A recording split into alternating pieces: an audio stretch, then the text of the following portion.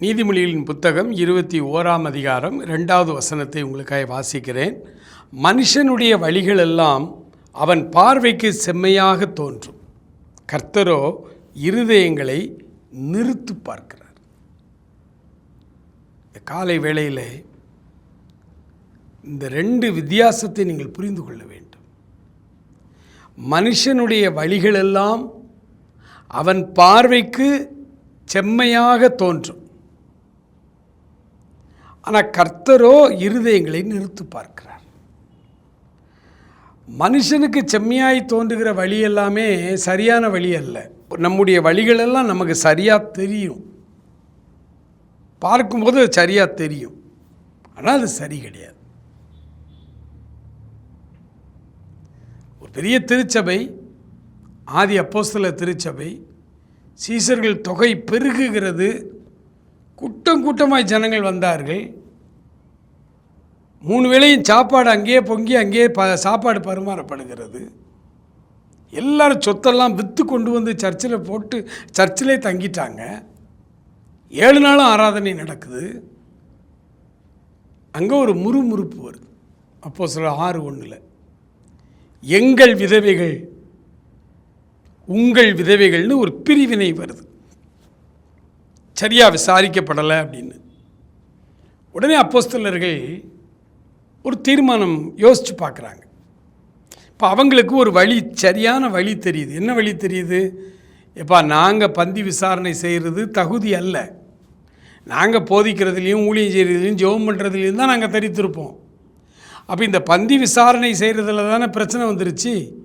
அதுக்கு நல்ல சாட்சி உள்ள ஒரு 7 பேரை தெரிந்துடுங்க, அவங்க தள்ள கை வச்சு நாங்கள் ஜெபம் பண்ணி பிரதிஷ்டை பண்ணுறோம், அவங்கள வச்சு இந்த காரியங்களை நடத்துங்கன்னாங்க.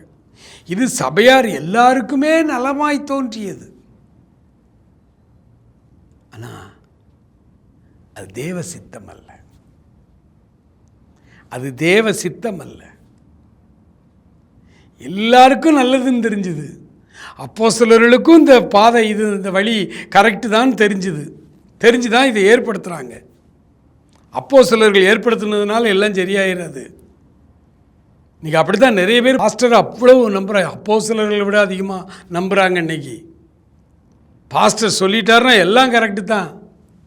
அன்றைக்கி அப்போஸ்தலர்கள் அந்த சொன்ன அந்த காரியம் நலமாய் தோன்றியது சபையார் எல்லாருக்கும். ஆனால் தேவ சித்தம் அதல்ல. ஆண்டவர் இந்த சித்தத்தை அப்போஸ்தலர் கூட உணரலையேன்னுட்டு தான் அப்போஸ்தலர் 8ஆம் அதிகாரத்தில் சவுலை ஏவி எழுப்பி சபைகளை சிதற பண்ணினார்.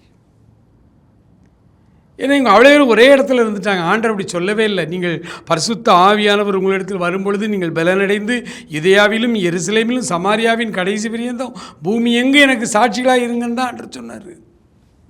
ஆனால் இவங்க எருசலேமிலே தங்கிட்டாங்க. இவங்களை வெளியில் அனுப்பணும், போவாங்கன்னு பார்த்து அந்த முறுமுறுப்பாக வந்த உடனே எல்லா இடமும் செதறி போவாங்கன்னு பார்த்தாரு. போகலை. ஒரு வாலிபனை எழுப்பி அவனுக்குள்ள மத வெறியை கொடுத்து போய் அடி சபைகளை போய். அந்த 8ஆம் அதிகாரத்தில் அழகாக நீங்கள் வாசிட்டு வந்தீங்கன்னா, சிதறி போனவர்கள் எங்கும் திரிந்து சுவிசேஷ வசனத்தை பிரசங்கித்தார்கள். வெறுமனே உட்கார்ந்து சாப்பிட்டுக்கிட்டு பிரச்சனை பண்ணிக்கிட்டு இருந்தவன் அவ்வளோ வேறும் உபத்திரவ காலம் வந்த உடனே சுவிசேஷம் பிரசங்கம் பண்ண ஆரம்பிச்சிட்டாங்க. சபை வளர்ந்தது. அதனால் காலையில் அன்னன்னைக்குள்ள வேலைகள் இதெல்லாம் நீங்கள் திட்டம் பண்ணி வச்சுருக்கீங்களோ அதையெல்லாம் ஆண்டவர்கிட்ட சொல்லி, ஆண்டவர்கிட்ட உங்களுடைய இருதயத்தை ஒப்பு கொடுத்து, ஆண்டவரை என்ன இதெல்லாம் நான் பிளான் பண்ணி வச்சுருக்கிறேன், ஆனால் இது என்னுடைய பிளானாக இருந்தாலும் என்னுடைய விருப்பமாக இருந்தாலும் உம்முடைய சித்தம் நடக்கட்டும்னு சொல்லி அவருக்கு முழுமையாய் கீழ்ப்படிவோம். ஆண்டவர் நம்மை சத்தியத்தின் பாதையிலே அவர் நிச்சயமாய் நடத்துவார். ஆமென்.